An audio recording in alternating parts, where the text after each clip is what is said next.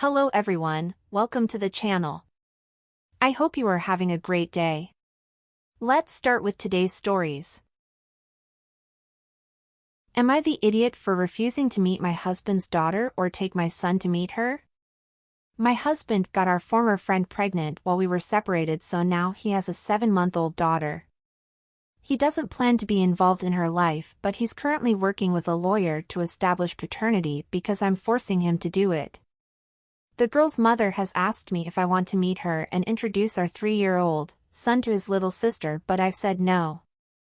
My husband's family on his mother's side have been very accepting of the baby and her mother, so they've been pressuring me to meet her since she's technically my stepdaughter, and they think I need to be willing to help foster a relationship between her and my son, as we all know my husband isn't going to do it.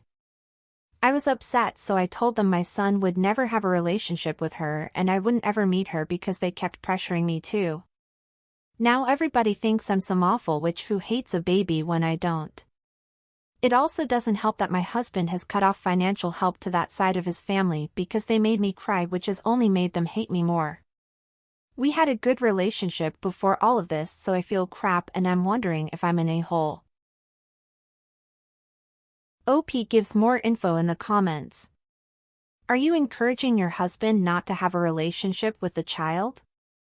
No. Are you going to stay married to your husband? Yes. Info. 1. What is your end goal of establishing paternity? 2. By cutting off financial help to that side of his family, do you mean he is not giving child support? I don't know what my end goal is, but he tried to deny she was his, so I told him he had to do the test to prove it. Which is why he's doing it and working with a lawyer. My husband helps my mother-in-law and his sisters a lot financially, but he's stopped because they made me cry. How long were you separated before your former friend got pregnant? Were you back together when his daughter was born? Around 3 months. We were back together, but I only found out 2 months ago. Why isn't your husband planning on being in his child's life?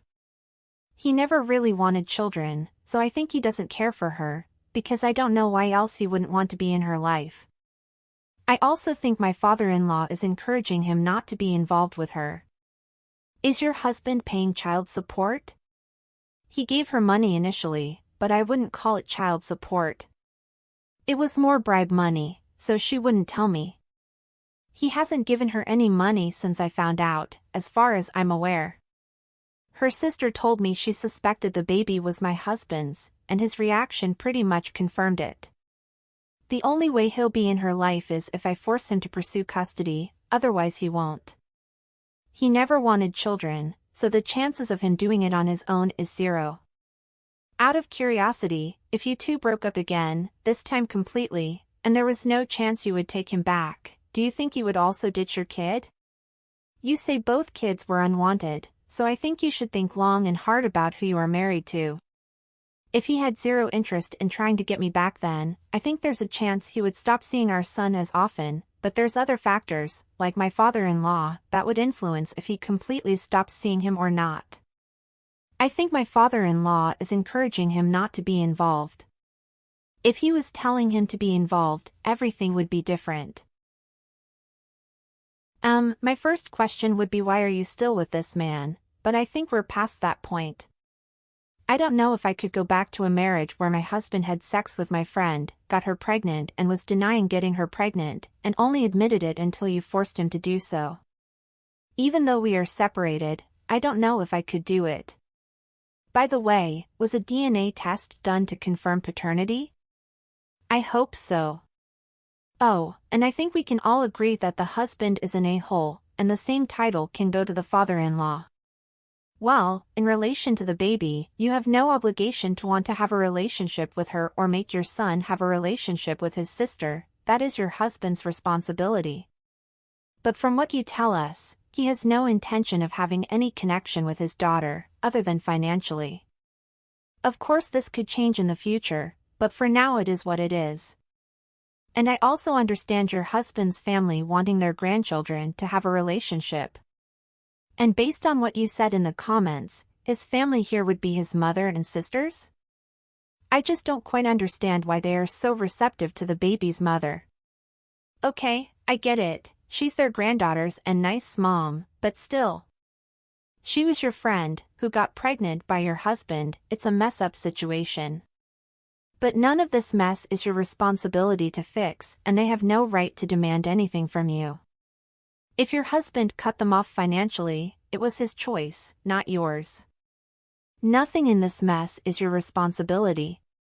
So, not the idiot you would be if you were stopping your husband from seeing his daughter, but that's not the case.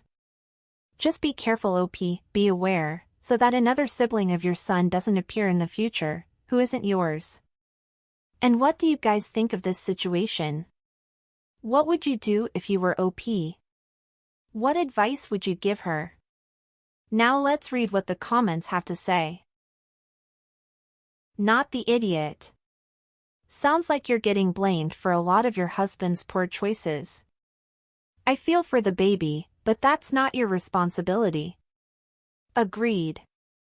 That baby is your son's half-sister, not your daughter anything. You owe nothing to no one.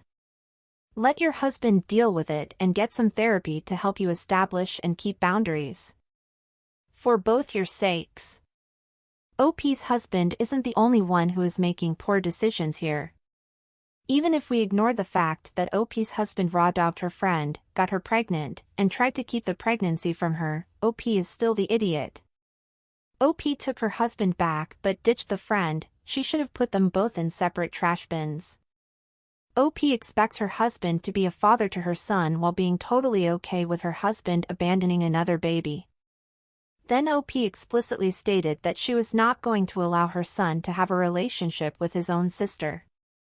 What is OP going to tell her son when he grows up and finds out that she and her husband tried to hide a whole sibling from him? How can she trust her husband to be a good and responsible father to her child when he can so easily abandon another? How can she even love or respect a man who would abandon his own child? OP is the worst kind of hypocrite.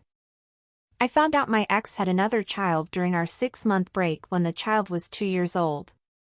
My ex told me that he would sign over rights and not have anything to do with the child for the benefit of our family, and you know what? I lost all respect for him at that moment. And a few years later when we divorced, he also tried to abandon our children. OP, both you and your husband are horrible human beings, and I hope your son grows up to be a better person than both of you. Though with his parents, your poor son doesn't stand a chance. Everyone sucks here. And it really sounds like OP is doing her best to force her husband to make the right choices, so it doubly sucks that somehow this is coming back around to her. I mean, to be honest, I'm not sure why anyone would want to stay with a husband who'd happily abandon a child he fathered, in the biological sense only of course, and who seems to be 100% okay with his extended family getting on his wife's case for not being a better stepmom to a child he wants no contact with and would prefer to abandon. I don't know why you'd want to stick with someone who's such an a-hole. But yeah, OP isn't the idiot here, at all. OP doesn't have to accept her husband's side kid. But OP needs to accept that her husband has another kid, and that her son has a sibling. That baby exists whether OP wants to acknowledge it or not. And that baby is going to be a part of her extended family, especially given her in-laws are accepting of the baby. OP is trying to act like the baby is some minor inconvenience that she can just ignore. OP, her husband, and her so-called friend, are all trash. Also, given the comments OP made about her husband's financial decisions, I wonder if him being well off has something to do with why she is staying. Not the idiot. You don't have to accept your husband's side kid. I think your son would like to have a relationship with his half-sister in the future, but it should be solely your husband's responsibility to make sure that the kids spend time together, not yours. Do you agree with the comments? Would you give OP other suggestions? Don't forget to leave your comments down below. Oh, are you enjoying the video so far? If so, don't forget to leave a like, subscribe to the channel, and turn on the notifications to know when a new video is out. This helps the channel, so I really appreciate it. Now let's go to the next story. Am I the idiot for taking my straight female friends out to a lesbian bar because they always make me go to gay bars? I'm 26, male, and straight.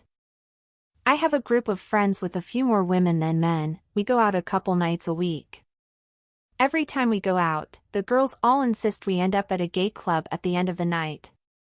To be clear, I don't normally mind, but it's getting excessive. I can't remember the last time they didn't insist we go, and lately I've been getting hit on a lot and some of the drunk guys at the bars get very handsy.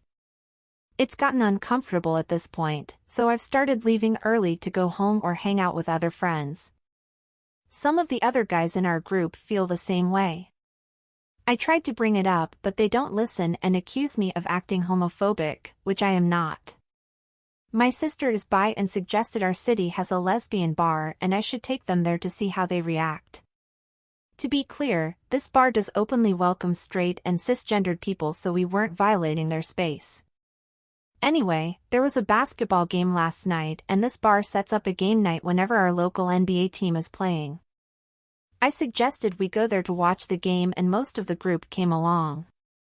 They immediately got really uncomfortable when other women started flirting with them at the bar and offering to buy them drinks. It lasted about an hour before the girls all took off. A couple of the other guys and I actually ended up staying. The women there were all really cool and we made some new friends. The group chat this morning has been a big argument. The girls all say it was effed up that we took them there. I told them to stop acting homophobic.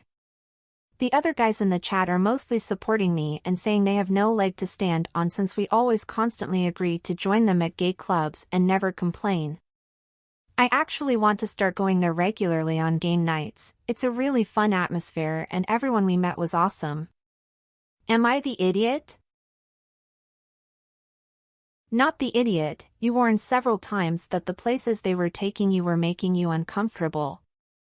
And instead of them understanding and agreeing to find a place that pleased everyone, they kept insisting on returning to the same places you didn't want. And when you complained, they tried to put the blame on you for feeling uncomfortable. This is not cool. No matter what gender you are, respect other people's boundaries. And the worst part, besides calling you homophobic, of course, is when they say it was effed up for you to take them to a gay bar, when all they do is take you to a gay bar, lol. And then they basically had the experience that you had in the other bar, and they always snubbed your feelings. Well, I hope that from now on, you and your friends start going to places that everyone in the group can enjoy.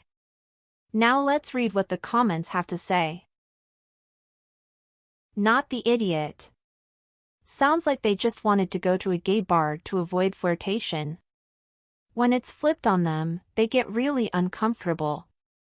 They're seriously the implicitly homophobic ones because the only reason they are around those gay people is to avoid flirtation, not to have a good time in a place that just happens to mainly host gay people. Plus, what the hell do they expect when they go to a bar? For people to not flirt? All they have to do is decline. Most people have enough sense to take the hint, and if you leave your drink unattended, just order a new one. Also, lesbians tend to be some of the nicest and least entitled people out there. So they're really good to hang around with, so glad to see you've made friends there. I came here ready to light you up, but nope, not the idiot. Also, if you're actually an ally, this dude gets it. Go support your local lesbian bars, there's precious few of them in the world. Edit, the key bit in endorsing the cishet dude taking a group of straight people into a queer space is here. My sister is bi and suggested our city has a lesbian bar and I should take them there to see how they react. To be clear, this bar does openly welcome straight and cisgendered people, so we weren't violating their space. That's how you do it. And you should go back and hang out. Cue The Simpsons "This lesbian bar has no fire exits" reference. Not the idiot, most gay bars do not particularly want giant groups of straight women there every week anyway. It's very tiresome when straight women get all excited and fetishistic about gay men but are homophobic towards lesbians. Not the idiot. It is hypocritical. However, they also might be looking for a safe space to drink without getting hit on. They need to be honest and communicate that, though. And what did you guys think of this situation? Do you agree with what OP did? Or did you find it unnecessary? And what about OP's friends? What did you think of them? Leave your comments down below. And that's it for today, everyone. I hope you enjoyed it. Until next time.